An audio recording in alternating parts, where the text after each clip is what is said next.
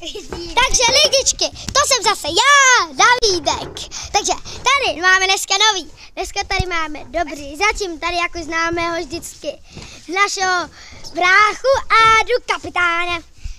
Tak čau hoši, jak se máte? Nazdar hoši. Máme tu i další trošku nové piráty. Nazdar, jsem pan Střelec. Jsem pan Střelec. Ani rout. Ale dělej, říkej. Takže to se jmenuje, jak se jmenuje? Jak ten pračlověk, jak mu takhle.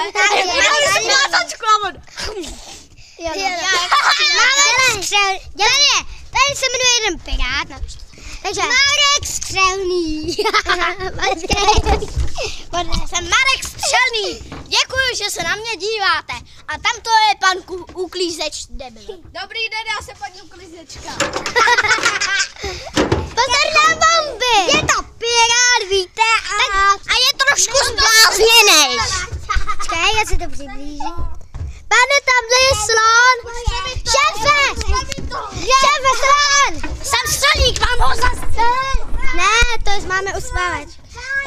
Jenom když řekne kapitán. Šurbes. Vyhoď také čurbes. Jdeme na můj Pavlo. jdeme na ně. Pojď! Připravte se. Hele, blázen.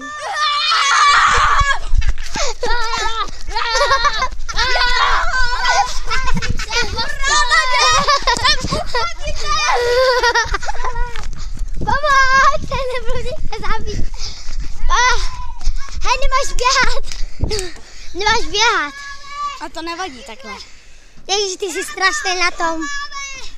A odplouváme rychle na loď. Takže za chvíli